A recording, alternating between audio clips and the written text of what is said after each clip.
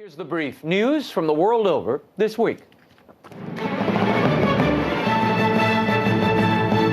It's Hillary, apparently. The former First Lady, New York Senator, and Secretary of State laid claim to the Democratic Party nomination on Tuesday after a decisive victory over Bernie Sanders in California and wins in 3 of 5 other states.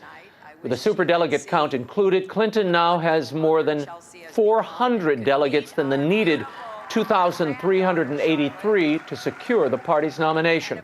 However, the spirited Sanders said Thursday, after a White House meeting with President Barack Obama, that he is going to fight on through the last of the primaries here in D.C.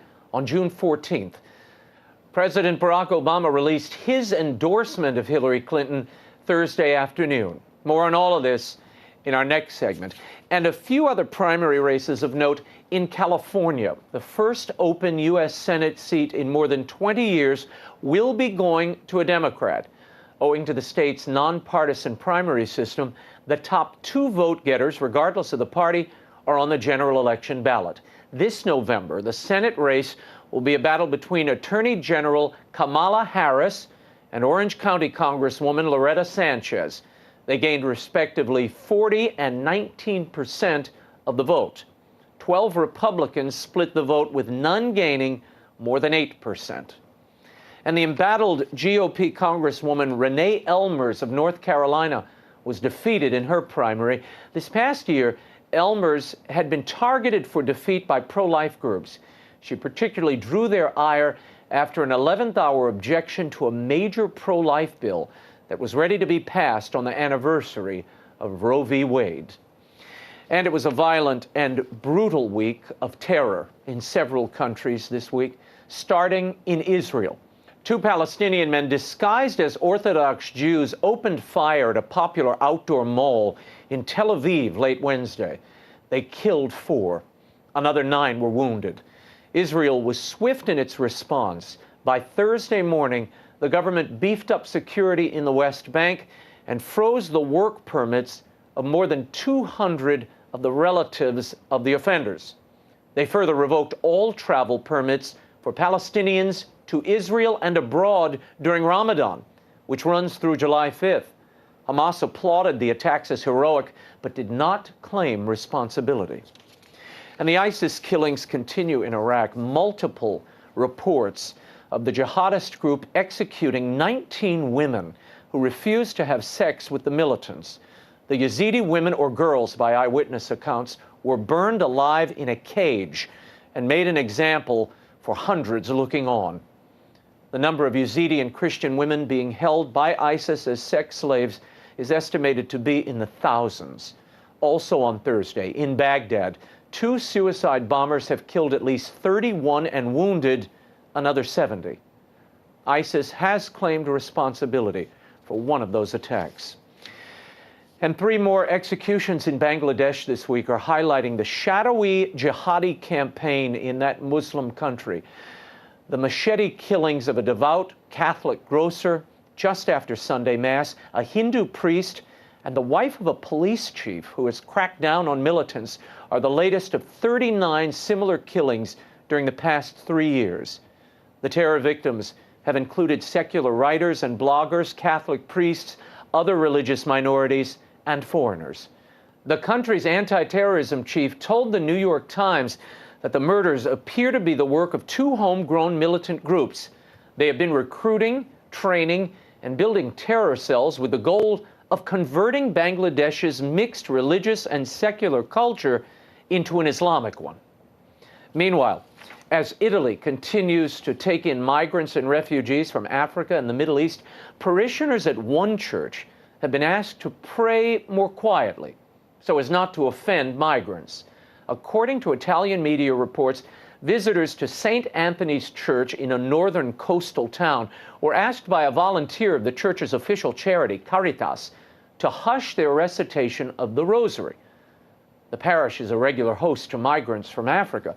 When one of the faithful suggested that the migrants be taken elsewhere so they could pray, the parish priest appeared and escorted the woman and other visitors out of the parish and to another church. In Northern Ireland, The Catholic bishops are airing their concerns about a potential Brexit, an exit of the European Union. Most prominently, the bishops highlighted their economic and societal concerns over the possible reintroduction of border controls. The bishops said such controls could potentially disrupt the day-to-day life of those who live in border areas or cross the border frequently. They went on to say that human rights considerations and true prosperity can only be achieved when the most vulnerable are protected, which includes the removal of barriers to integration for refugees and migrants.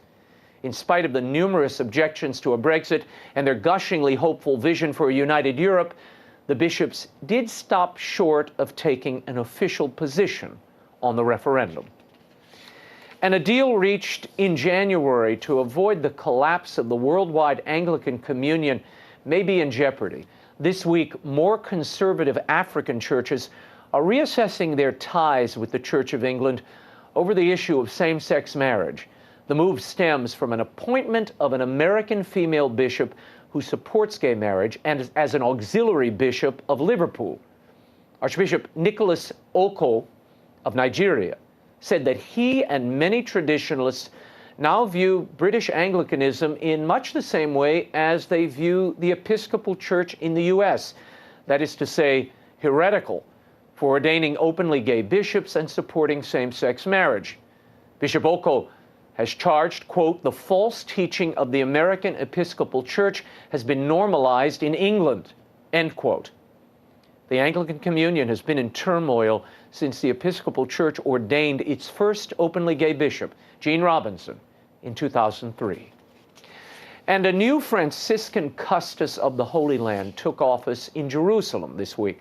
Father Francisco Patton replaced Pier Battista Pizzaballa in a ceremony on Monday.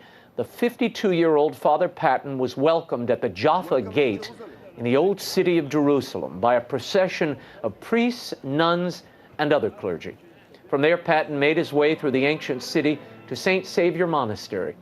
The Custos is responsible for maintaining the Christian presence and shrines in much of the Middle East. Father Pizzaballa, who has been a good friend to this program, held the post for 12 years and is the longest-serving Custos in recent history.